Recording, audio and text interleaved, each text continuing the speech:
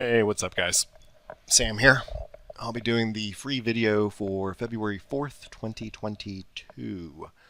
So I just finished recording the premium video for the good folks in the gold room, and as I was wrapping it up, I was like, what can I give the fine folks at YouTube that's going to be valuable to them for a while, right? So I know that the YouTube loves the stock picks. If you don't have stock picks, the algorithm puts you at the dead bottom. But we'll get to a stock pick here in just a second. But I want to just quickly give you a crash course in something that I'm seeing. And this matters more than any stock. It matters more than any index. It matters more than earnings. It's the most important thing I could possibly bring you. And it's going to be the yield curve. And I've talked to you guys a little bit about it in these free videos, but we're just going to spend about 3 to 5 minutes here doing a quick crash course in what this is. So right back here you have the yield curve, right? This is the yield curve. This is the tens and then the twos, the 10-year and the 2-year. Okay, so we're going to come back to this because that's, this is our common language, is that chart. But let's just briefly talk about what the yield curve is. So what is the yield curve? The yield curve is the difference between two maturities of a bond. So for example, the 10-year on one hand and the 2-year on the other, right? So what's the difference between the 10-year rate and the 2-year rate? So what's the difference between the 10-year rate and the 2-year rate? Let's say that the 10-year rate is 3%. So you pull up the TNX, which is the 10-year rate. It says 30, which means 3%. And then you pull up the 2-year and it says 1%, right? So this would be a normal curve because what the yield curve would be for this exact example, 3 minus 1 equals positive 2. Positive is important. So when you have a positive number like this, right, when you take the big maturity and subtract the small maturity rate, 3 minus 1 equals positive 2. This is a good and normal and healthy yield curve to have a positive number. You want it to be positive. The more positive the number, so let's say this was 5 and 1, then the number would be 4, but the more positive the number, this one, the higher the expectations are for economic growth and the better that banks and inflation stuff does. So what's the flip side? Does that all make sense, right? If I want to borrow money from you for 10 years, you might charge me 3%. And if I want to borrow it for just 2 years, you're not going to charge me 3%, right? Because it's only 2 years. You'd probably charge me 1%. And that's all logical and makes sense.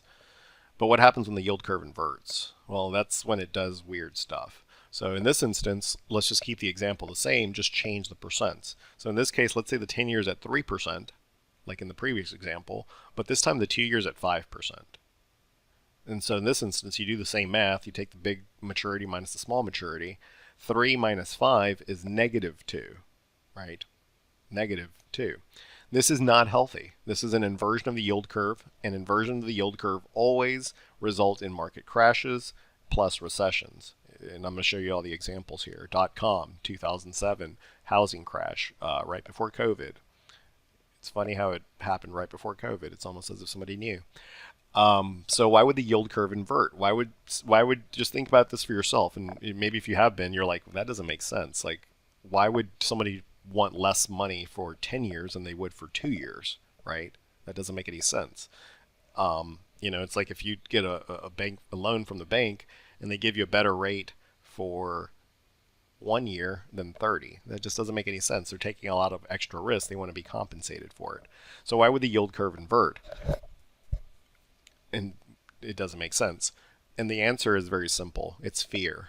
It comes down to fear. So the only reason that a logical bond investor, and keep in mind, bond investors are actually the smart ones of the group.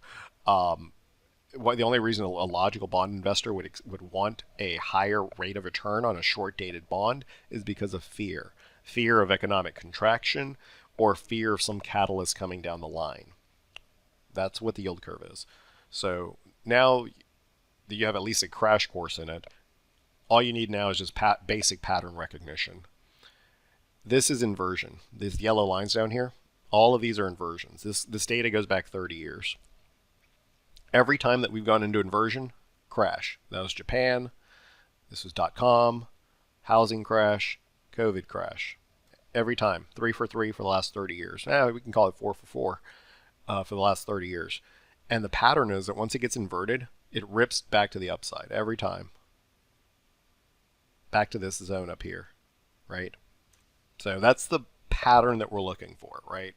We go into inversion, we pop out, go to the very top. So here we have inversion again. We should expect that or that or that. What did we get? Well, we got the beginning stages of it, right? It starts to go up and it looks just like that or like that or like that. Historically, it looks just perfectly exactly as it has for the last 3 examples. But notice that this time it stops halfway up and actually starts going the other way, right? And it's making new lows while having lower highs. So, here's a high, here's a lower high, here's a low, here's a lower low. That's the first time it's done this in the entirety of the data set that I have. So what is my interpretation of this? Well, my interpretation of this is whatever's coming next, whatever the bond market sees coming next, is going to be worse than COVID, worse than the .com, worse than housing crash, and worse than .com, and worse than Japan crashing in the 80s. That's what this is telling me, right? So in the event that this actually comes back down here, this will be an unprecedented event, and the Fed will have absolutely no way to deal with it this time. They can't lower rates anymore. They're in the process of raising rates. They can't print money anymore because they're fighting inflation. So this time is the real time. All right, so that's the yield curve. Draw your own conclusions from that. They shan't be good.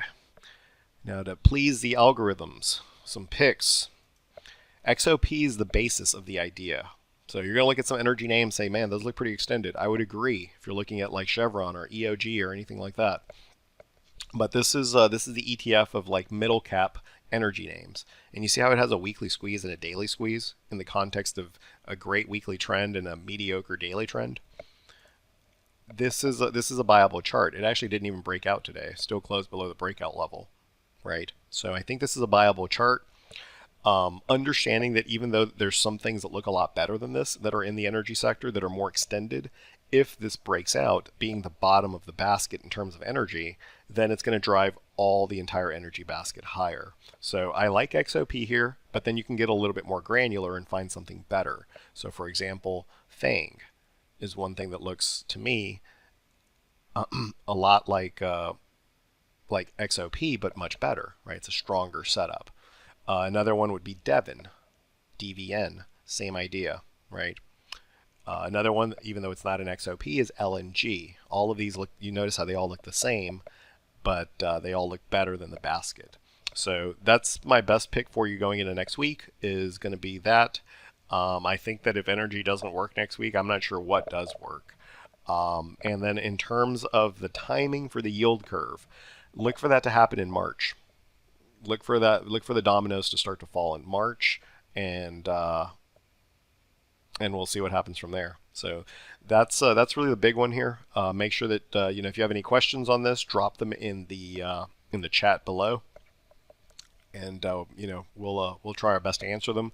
But make sure you just have at least, you don't have to know everything about the yield curve. Just knowing exactly what I told you today is enough. But just make sure you really deeply understand it. You can understand it superficially just based on what we've talked about, but you have to understand it in a deep, superficial way so that you understand exactly why this pattern is such a funky pattern and why it's a pattern that you should be extremely cautious of for the next couple of years, because it's never happened before, and it's implying that whatever's next is going to be worse than anything that we've seen in the last 30 years.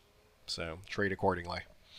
All right, guys, that's my time. Don't want to send you scary stories on a Friday, so excuse me for that, but I had nothing bigger that I could bring you than this, so figured why not do it on the YouTubes for the good folks out there. Before you go somewhere else on the YouTubes here, leave us a like, leave us a comment or a question, and don't forget to subscribe to the channel so that you don't miss out on our content. All right, guys, have a great weekend. See you next Friday. Cheers. Hey guys, this is Sam, and I'm the Director of Equities at Simpler Trading. I want to thank you for watching this video, and before you go somewhere else on the YouTube, I'd like to ask that you comment and like the video. It really does help us out with the algorithm and getting the message out to more folks who like to see our content. Also, be sure to click the bell notification and subscribe to our channel so that you never miss anything that comes out. If you want to watch us trade in real time using our own money, come over to simplertrading.com and learn how to sign up. I hope you have a great rest of your day, and we'll see you for the next video. Cheers.